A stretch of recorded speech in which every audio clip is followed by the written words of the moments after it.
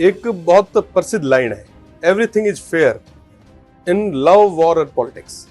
तो सब कुछ जायज है। जंग और प्यार में सब कुछ जायज है, ये कहना है शिव विधायक रविंदर सिंह भाटी का। रविंदर सिंह भाटी आज उदयपुर कोर्ट पहुंचे थे। इस दौरान रविंदर भाटी ने जो बयान दिया वो पश्चिमी राजस्थान में हड़कंप मचा सकता है। सुनिए रविंदर भाटी ने क्या कुछ कहा।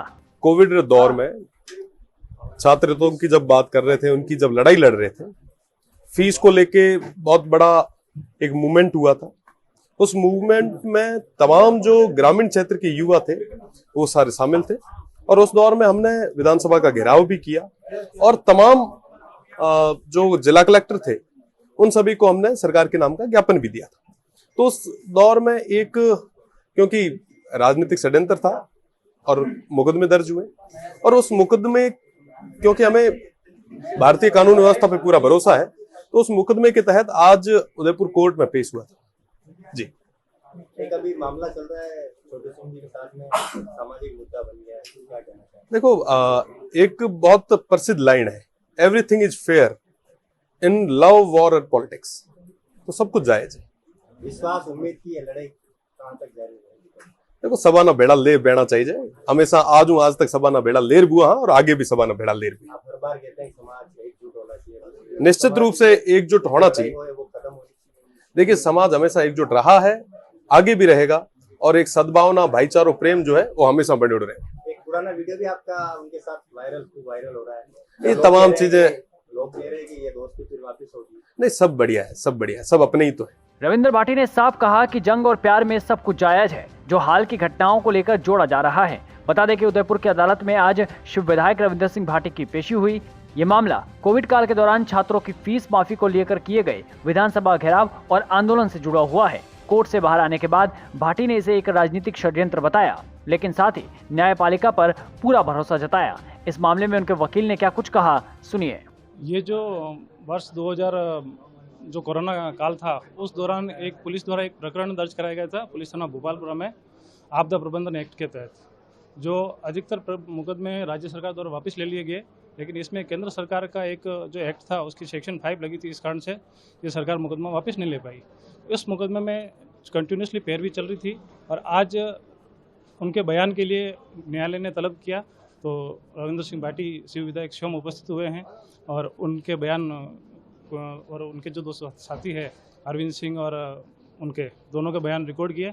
अब नेक्स्ट हियरिंग में जो है लंच बाद बहस के लिए रखी गई है, फाइल बहस हो जाएगी और उसके बाद कोर्ट जजमेंट हो सकेगा तो आज ही प्रोनाउंस कर देगी। या फिर मामला था ये कोरोना काल में जो जिस प्रकार से बताया गया, कोई रैली निकाली गई थी और जो अधिक कोरोना काल में इकट्ठा करके उस कारण से वायलेंस किया गया आदेश की, उस प्रकार की शिकायत की थी।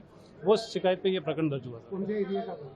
ये पुलिस थाना भोपाल पर द्वारा दर्ज कराया गया और कलेक्टर के यहाँ कोई धरना देना बताया गया था और उस धरने के आधार पर ये प्रकरण दर्ज किया गया। फैसला आ जाएगा। कोर्ट को रिक्वेस्ट की है, क्योंकि राज्य सरकार द्वारा काफ़ी सारे मुकदमे वापस ले लिए गए और इस प्रकरण में भी जहाँ तक मेरा मानना है कि कोई एविडेंस, ऐसे कोई एविडेंस नहीं है, तो बाकी न्यायालय का जो निर्णय है वो सर्वोपरि रहेगा और पूरा न्याय प्रक्रिया पर विश्वास है हमें कि न्याय प्रक्रिया से हमें न्याय मिलेगा। तो सरकार की तरफ से सारे बयान कंप्लीट हो गए और आज हमारी तरफ से जो न्यायालय द्वारा बयान जो लिए गए थे वो आज कंप्लीट कर लिए गए और लंच बाद बहस के लिए रखी गई है, तो फाइल बहस में है। कितने लोगों के खिलाफ मामला दर्ज हुआ था? 3 लोगों के खिलाफ था और अरविंद सिंह, रविंद्र सिंह भाटी और एक जने और उनके खिलाफ, तीनों के खिलाफ। जब वकील ने साफ कहा कि जल्द ही इस मामले में फैसला आ जाएगा, वहीं जब रविंदर सिंह भाटी से पचपदरा रिफाइनरी को लेकर सवाल पूछा गया तो उन्होंने बेबाकी से अपना जवाब दिया। देखिए, मैं क्योंकि उसी क्षेत्र से आता हूँ, बाड़मेर, जैसलमेर और बालोतरा, वो मेरा एक परिवार है और निश्चित रूप से बाड़मेर, जैसलमेर और बालोतरा को इसका फायदा मिलना चाहिए। दोनों ही सरकारें आई, सभी ने अपने अपने प्रयास किए, पर अब रिजल्ट की बात है। हम चाहते हैं कि हमें रिजल्ट मिले और रिफाइनरी पे और जो भी क्रूड ऑयल से संबंधित जितने भी मैन्युफैक्चरिंग यूनिट्स है, जो उनके सब प्रोडक्ट से बनने वाली जो मशीनरीज है, जो फैक्ट्रीज है, वो जल्दी से जल्दी यहाँ पे एस्टेब्लिश हो ताकि लोगों को रोजगार मिले।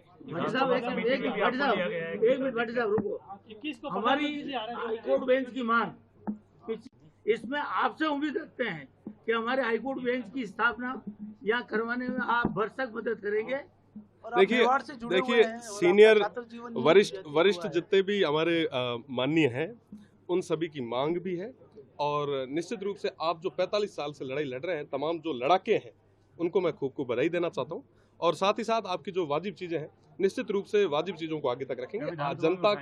जनता का आशीर्वाद हमें इसलिए मिला है ताकि वाजिब चीजों को सही जगह प्रदेश की सबसे बड़ी पंचायत तक रख सके। निश्चित रूप से आने वाले समय में सही चीज को सही तरीके से सही जगह पे रखा जाए। स्वागत करते हैं, माननीय प्रधानमंत्री जी का स्वागत करेंगे। पश्चिमी राजस्थान में आप पधार रहे हैं, आपका स्वागत है। आप कई सारी सौगातें जो है पश्चिमी राजस्थान को और पूरे राजस्थान को आप दें। विधानसभा समिति में भी सर आपको लिया गया जी, पर्सन समिति में मैं हूं, क्वेश्चन और संदर्भ समिति में। निश्चित रूप से जो माननीय सदस्य जनहित से जुड़े हुए जो विषय उठाते हैं, जो सवाल पूछते हैं, उनके जो जवाब है वो समयबद्ध तरीके से और सही तरीके से प्रशासन और सिस्टम और सचिवालय दे, इसके लिए हम सभी को नियुक्त किया गया है। मैं माननीय अध्यक्ष जी का आभार व्यक्त करता हूं। साथ ही साथ जो जिम्मेदारी दी है पूरी ईमानदारी के साथ, पूरी निष्ठा के साथ निभाएंगे।